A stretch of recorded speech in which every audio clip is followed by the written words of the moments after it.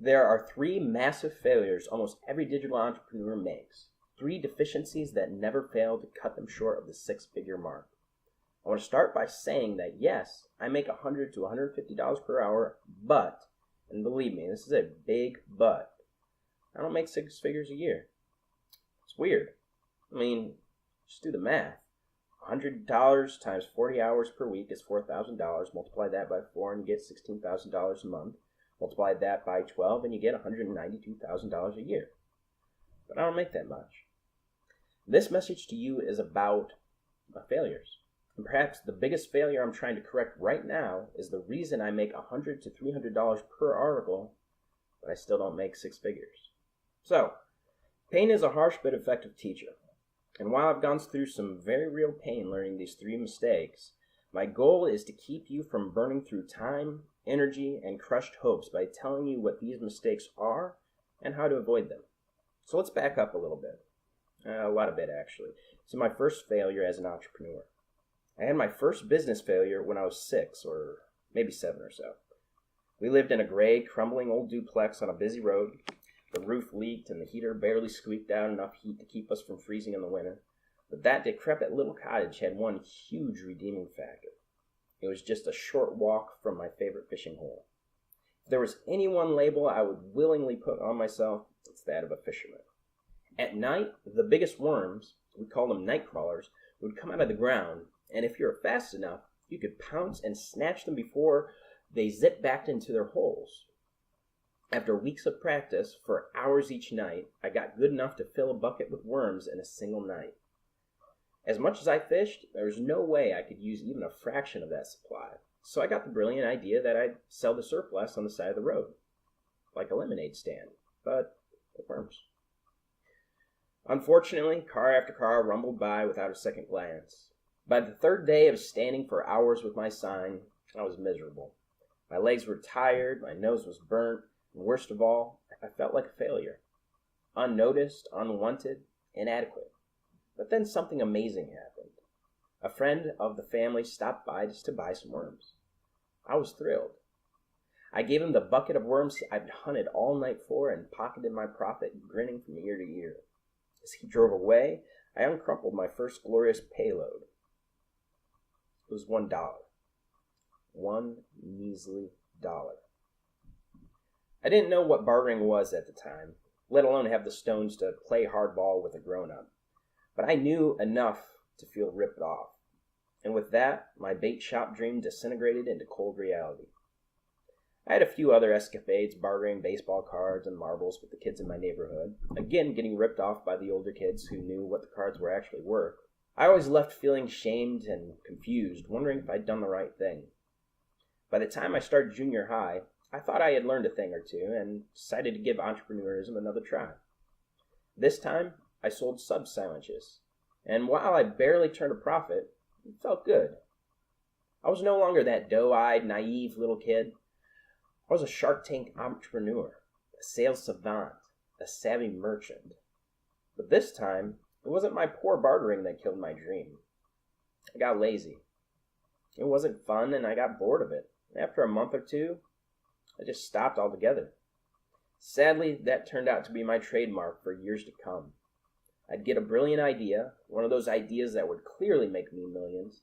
Then, after a few months of passion-fueled work, my motivation would dry up, leaving me questioning myself, wondering why I hadn't made millions yet, or even thousands, or hundreds.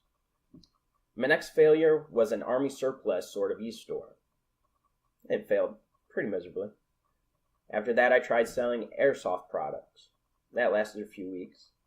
My hookah e-store actually got a few solid sales, but not enough to keep my interest. It also failed miserably. I tried drop shipping, affiliate marketing, Amazon stores, eBay, you name it. I wrote on a blog for about 6 months without seeing a drop of profit, but then it hit me. I knew I wasn't dumb, and I knew I wasn't lazy. I woke up at 4 every morning and put in more effort than anyone I knew. I wasn't unlucky or some kind of bad karma magnet.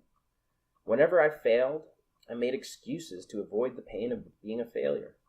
I'd say the timing wasn't right, or the market was saturated. I didn't have the money to throw at my marketing like everybody else had. And maybe there was a grain of truth there, but I was missing the greatest insights that would utterly change my life. I don't know when it happened, but something clicked, and loud. I realized that I hadn't found my passion, and even more important, I had failed to be consistent. Most people give up right when they're on the verge of success, and I was one of those people.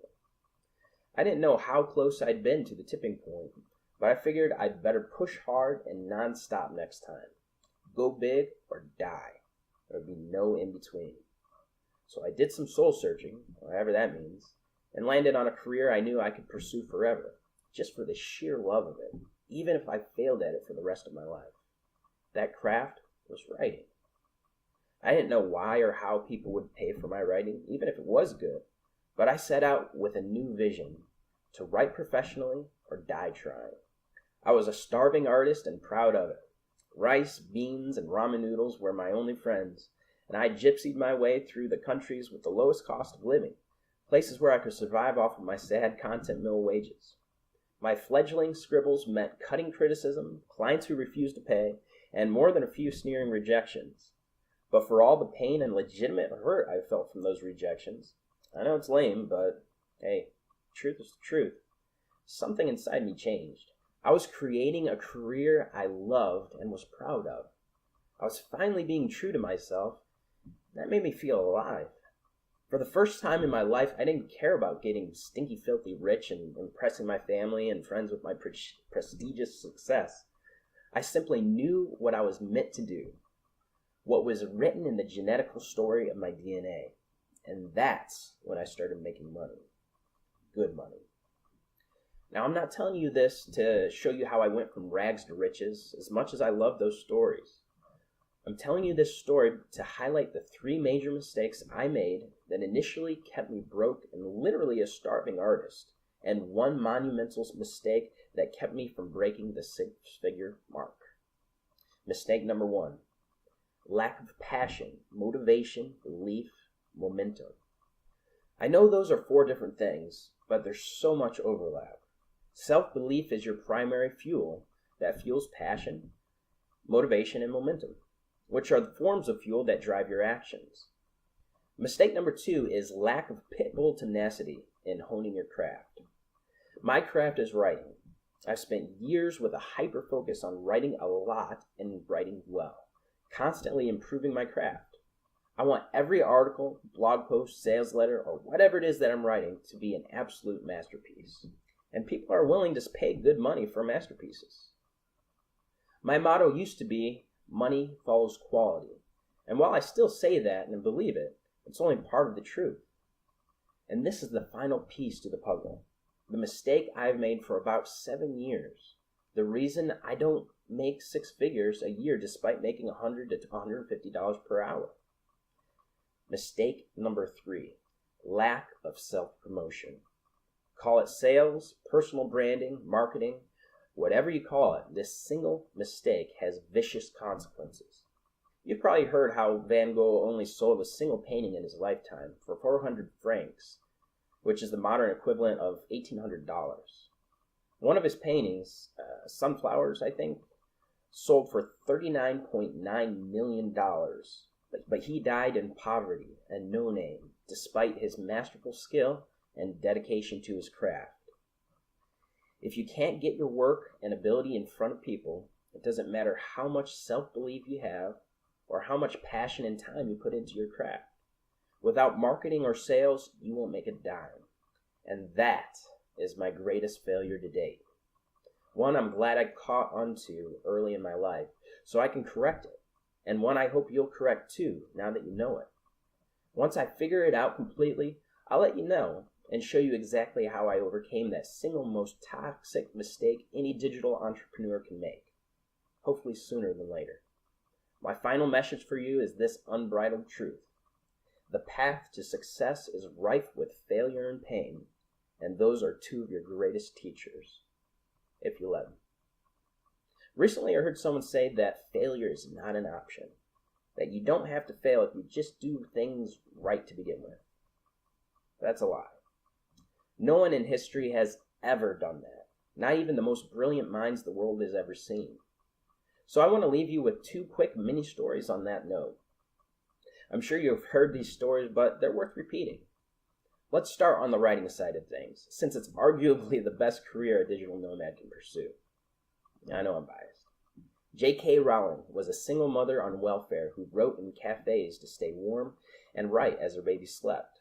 She pushed through not only that, but 12 publisher rejections until she hit her tipping point, and she went on to make millions off of her passion. The next story is Oprah Winfrey. Love her or hate her, she's another shining example of pushing through failure. She was abandoned by her parents to live with her grandmother, who was so poor she had to dress the child in potato sacks. Needless to say, going to bed hungry was just a part of her life at the time. On top of that, she was molested by 2 family members when she was only 13.